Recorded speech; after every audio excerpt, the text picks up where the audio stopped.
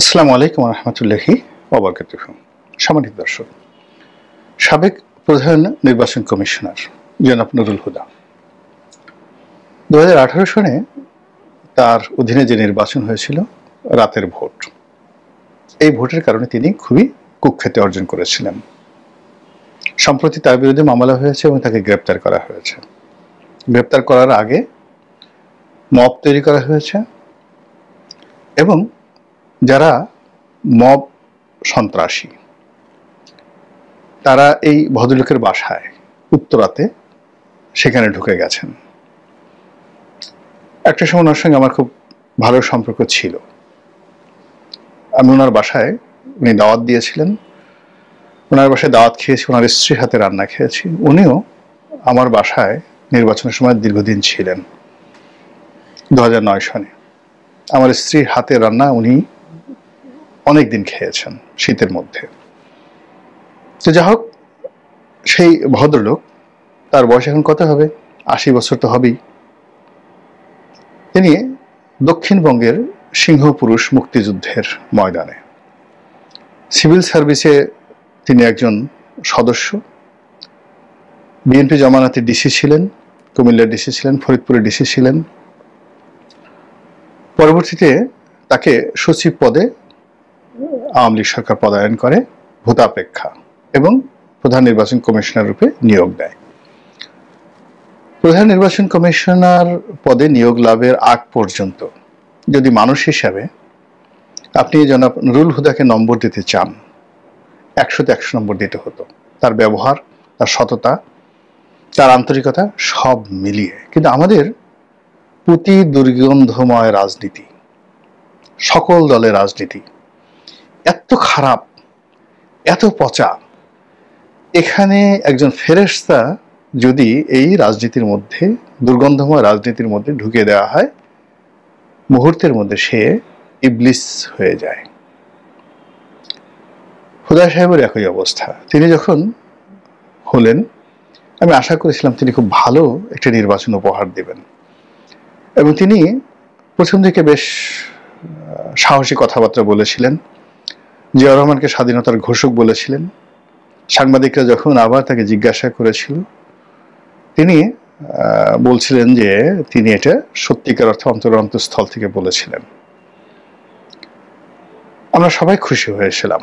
BNP নেতারা যখন তার সঙ্গে দেখা করতে গিয়েছিলেন, তিনি হাসি মুখে বলেছিলেন যে আমি যখন চাকরি করেছি সিভিল সার্ভিসে, তখন বেগম জিয়া যখন প্রধানমন্ত্রী, আমি তখন ডিসি হিসেবে দায়িত্ব পালন করেছি। এবং আমাদের দেশে যে কৃষ্টি এবং কালচার, সেটা হলো যে খুব ভালো মানুষ না হলে এবং নিরপেক্ষ না হলে এবং একেবারে দলকানা না হলে সাধারণত কাউকে ডিসি হিসাবে কোন রাজনৈতিক সরকার মনোনয়ন দেয় না। তো তিনি মুক্তিযোদ্ধা, আওয়ামী লীগ মাইন্ডেড, এটা সবাই জানে। কিন্তু তারপর তাকে ডিসি হিসাবে আওয়ামী লীগের সময় নয়, বিএনপির জামানাতে তিনি নিয়োগ লাভ করেছেন। ইট মিনস তার ভিতরে দক্ষতা, প্রফেশনালিজম ছিল।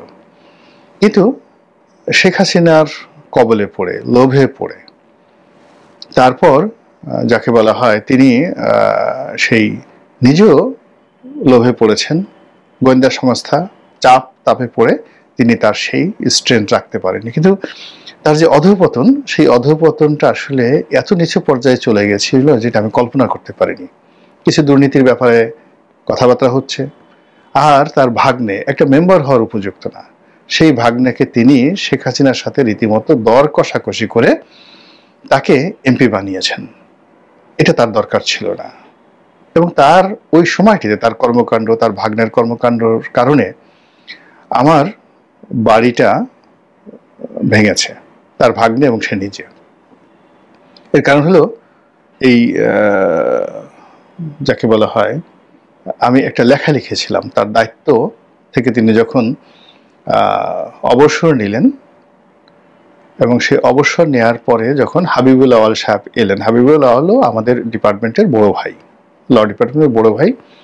তো আমি তখন একটা লেখা লিখেছিলাম নয়া দিগন্তে, নূর হুদার পঞ্চশালের পাঁচালী, অর্থাৎ নুরুল হুদার মানে 5 বছরের পাঁচালী। সেখানে ওনার সঙ্গে আমার কি সম্পর্ক, উনি কি ছিলেন, ইত্যাদি ইত্যাদি নিয়ে খোলামেলা কতগুলো কথা বলেছি। এবং এই কথায় উনি এবং ওনার ভাগ্নে এতটা বিক্ষুব্ধ হয়েছে যে তারা তাদের ক্ষমতা ব্যবহার করে আমার সেই 3 পুরুষের ভিটে মাটি, সেই ভিটে মাটি পুরোটা উচ্ছেদ করে গিয়ে দেখেন উলানিয়া বাজারে কি অবস্থা, পুরো বাজারটাকে শেষ করে দিয়েছে। তো এই জন্য অভিশাপ ছিল, দীর্ঘশ্বাস ছিল, সব কিছু ছিল, কিন্তু তার গলায় জুতোর মালা পরানো হবে এবং তার সন্তানের বয়সী ছেলেরা তার ঘরের মধ্যে তার স্ত্রী পরিবার পরিজনের সামনে তার গালে জুতো মারবেন।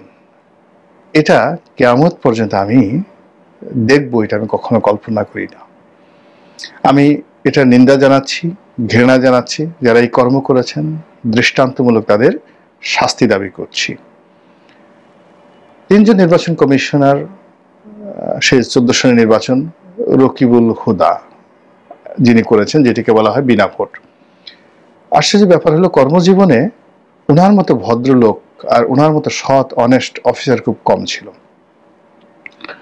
একইভাবে হাবিবুল আওয়াল সাহেব আইন সচিব ছিলেন, প্রতিরক্ষা সচিব ছিলেন, লেখাপড়া জানা ভদ্রলোক এবং উচ্চবংশীয় একজন আমলা। কিন্তু ওই যে বললাম যে রাজনীতির একটা কালো ছায়ার মধ্যে পড়ে গেলে, কালো জাদুর মধ্যে পড়ে গেলে কোনো মানুষের কিছু করার থাকে না। এমনকি ইচ্ছে করলেও তারা সেখান থেকে পদত্যাগ করতে পারে না।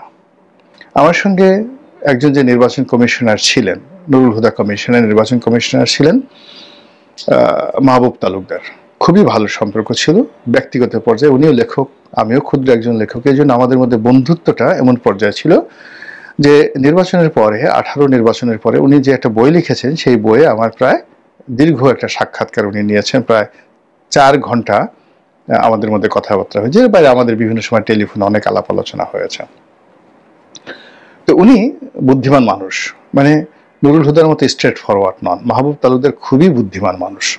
উনি মারা গেছেন, কোনো বদনাম করব না, মিডিয়াকে ওনার পক্ষে রাখার জন্য, জনমতকে পক্ষে রাখার জন্য যত রকম কৌশল আমলাদের মধ্যে রয়েছে, আমার মনে হয় যে মাহবুব তালুকদারের মতো এইরকম কৌশলী মানুষ আমলাতন্ত্রে কখনই আসেনি। ফলে তিনি জনপ্রিয়তা পেয়েছেন, তারপরে তিনি গ্রহণযোগ্যতা পেয়েছেন। কিন্তু বাস্তব ব্যাপার হলো তিনি যে সুযোগগুলো নিয়েছেন ইলেকশন কমিশনে বসে, সেই সুযোগগুলো নুরুল হুদাও নেননি। তার ক্যান্সারের রোগ ছিল, তিনি পুরো চিকিৎসার যে ব্যয়ভার, ফাইল খুলে দেখেন, কোটি কোটি টাকা চিকিৎসা বাবদ তিনি এই ইলেকশন কমিশন থেকে নিয়েছেন। প্রতিটি সুযোগ নিয়েছেন, কিন্তু কথা বলেছেন সরকারের বিরুদ্ধে। এটা তার একটা কৌশল ছিল, নুরুল হুদা পারেনি। 2 নম্বর হলো যে আপনি দেখুন, সে ওখানে ক্ষমতায় ব্যবহার করে, মাহবুব তালুকদার ক্ষমতায় ব্যবহার করে তার একটা প্লট ছিল বারিধারাতে, এবং সেই প্লট একজন ডেভেলপারকে তিনি দিয়েছিলেন। সেই প্লট নিয়ে যে গন্ডগোল হলো, সেখানে নুরুল হুদা সাহেব তার মানে সেই মাহবুব তালুকদার তার ক্ষমতা ব্যবহার করে তিনি সেই যে ডেভেলপার কোম্পানি তার 12টা বাজিয়ে দিয়েছেন। কিন্তু যেহেতু মিডিয়ার মুখ আছে, ফেজ আছে, তাকে নিয়ে কথা হয়নি। আমি খুব আন্তরিকভাবে তাকে জিজ্ঞাসা করলাম যে আপনি এত কথাবার্তা এখানে বলছেন, আপনি কেন পদত্যাগ করছেন না? আমি কিভাবে পদত্যাগ করব? পদত্যাগ করলে যে আমার এই যে এখন যে চিকিৎসা হচ্ছে, আমি প্রতি মাসে সিঙ্গাপুর যেতে হচ্ছে, আমি এই টাকা এখান থেকে নিচ্ছি, আমি তো পাবো না। তখন আমার মনে হলো যে ওনার তো কোনো টাকা পয়সা নেই, উনি গরিব মানুষ।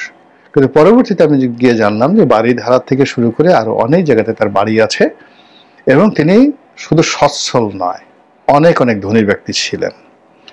কিন্তু নুরুল হুদা কিন্তু সেটা না। নুরুল হুদার যে সততা, এটি প্রমাণিত। এবং তিনি দেখেন এত কিছুর পরও সেই যে উত্তরাতে তার যে একটা ছোট প্লট, 3 কাঠা বা 5 কাঠার একটা প্লট তিনি পেয়েছিলেন, সেটার উপর একটা বাড়ি করেছিলেন ব্যাংক লোন নিয়ে, এবং সেই বাড়ি থেকে তাকে গ্রেপ্তার করা হয়েছে। তার বাড়িধারা গুলশান বনানীতে প্লট নেই, এমনকি অন্য কোথাও তার নেই। এই যে তার ভাগ্নে শাহজাদা নাম এমপি হয়েছে, সেটা ঠিক আছে, কিন্তু শাহজাদা দুর্নীতি করেনি। আমি সাক্ষ্য দিচ্ছি যে তার নুরুল হুদা যেমন দুর্নীতি করেনি, তার ভাগ্নে শাহজাদা সে এখন পলাতক। তার দ্বারা আমি খুবই ক্ষতিগ্রস্ত হয়েছি, আমার বাড়ি ভেঙে ফেলেছে ডিসিকে দিয়ে, কিন্তু দুর্নীতি করেনি। বলা ছিল 10 মিনিটে দুর্নীতি করেনি, সে রাজনীতি করতে পারেনি। সহজ সরল একজন ছেলে। সে প্রথমে সেই একটা কোম্পানিতে আরেক শ্রমিকে চাকরি করতো এবং পরবর্তীতে সেই কোম্পানির জেনারেল ম্যানেজার, এক্সিকিউটিভ ডিরেক্টর বড় পদে গেছে। ওই পর্যন্তই একটা মধ্যবিত্ত পরিবার থেকে এসেছে, কিন্তু একটা এমপিগিরি করার মতো তার রাজনৈতিক প্রজ্ঞা আগেও ছিল না, এখনো নেই। কিন্তু সে গলা চিপেতে 10 মিনিটে এমপি হয়েছে। কারো উপকার করতে পারুক আর না পারুক, ক্ষতি করেনি, খালি আমার ক্ষতিটা ছাড়া। তো এই যে জিনিস, কিন্তু এখন তাকেও কিন্তু পালিয়ে বেড়াতে হচ্ছে। তার ব্যবসা বাণিজ্য যা শুরু করেছিল, তার দোকানপাট, চাকরি বাকরি সব শেষ, এবং তার বাড়ি ঘর সবকিছু তছনছ হয়ে গেছে এই রাজনীতির কবলে পড়ে, মানে শাহজাদার এবং নুরুল হুদার তো এই অবস্থা হলো। তো এখন আমার যেটা বক্তব্য হলো যে নুরুল হুদার গলায় যে জুতোর মালা পড়েছে এবং এই তার গালে যে জুতোর বাড়ি পড়েছে, এটা পুরো রাষ্ট্রীয় যে ব্যবস্থা, আমাদের দেশের এই মুহূর্তে রাষ্ট্রের যে স্থিতি, এটাকে কাঁপিয়ে দিয়েছে। ফলে ডক্টর মোহাম্মদ ইউনূস তার ভেরিফাইড পেজ থেকে বিবৃতি দিতে বাধ্য হয়েছেন এবং তিনি বলেছেন যে এটার বিচার আইন শৃঙ্খলা রক্ষাকারী বাহিনী করবে। আরে বাবা, এই বিচার করার মতো ক্ষমতা আইন শৃঙ্খলা রক্ষাকারী বাহিনীর আছে? ইউনূসের কথা মতো কে এই কাজগুলো করবেন? ওনার একজন স্বরাষ্ট্র উপদেষ্টা আছে, তিনি যে কথাবার্তাগুলো বলেন এগুলো শুনে মেজাজ ঠিক থাকে না। তিনি এই জনাব নুরুল হুদা সাহেবের এই ঘটনা নিয়ে যে বিবৃতি দিয়েছেন, পত্রিকায় দেখলাম, মানে এইটা, এই বয়স্ক মানুষ, একজন ভালো মানুষ, তাকে দিয়ে এই সমস্ত কথাবার্তা বলানো হচ্ছে কেন? এত বড় একটা ঘটনা ঘটানোর পরে যে ল্যাঙ্গুয়েজ, এটা কোন পর্যায়ে যাবে বলা যাচ্ছে না। এই নুরুল হুদার এই ঘটনার পরে এই যে উগ্রবাদটা চালু হলো, কোন উগ্রবাদ থামে না। এখন বাকি দুজনের বিরুদ্ধে মামলা হয়েছে, তাদের সাথে কি আচরণ হবে আল্লাহ জানে। জেলখানার মধ্যে তারা মাঠের খায় কিনা বলা যায় না। এখন বলা হচ্ছে যে ওই আগে 2009 সনে বা 8 সনে যে ইলেকশন হয়েছে, 9 পার্লামেন্ট, ওখানে যিনি প্রধান নির্বাচন কমিশনার ছিলেন তার বিরুদ্ধে মামলা করতে হবে। তারপরে বিএনপির তো খুব রাগ ব্রিগেডিয়ার সাখাওয়াতের প্রতি, কেননা ব্রিগেডিয়ার সাখাওয়াত মূলত 111-এর সময়, তো 111-এর সময় তিনি নির্বাচন কমিশনার হিসেবে মূলত পুরো কমিশনকে নেতৃত্ব দিয়েছেন। সিইসি ছিলেন, কিন্তু সিইসির চাইতে ব্রিগেডিয়ার সাখাওয়াতের ক্ষমতা বেশি ছিল এবং তিনি নিজে এই 111-এর কুশীলবদের সাথে একত্র হয়ে বিএনপির অফিসে তালা লাগাতে আসছেন, নিজে তালা লাগাতে আসছেন এবং যে সকল কথাবার্তা বলেছেন সেই তুলনায় নুরুল হুদার চাইতে ব্রিগেডিয়ার সাখাওয়াতের প্রতি বিএনপির নেতাকর্মীদের রাগ ক্রোধ খুব বেশি। এখন সাখাওয়াত সাহেবের সাথে যদি এরকম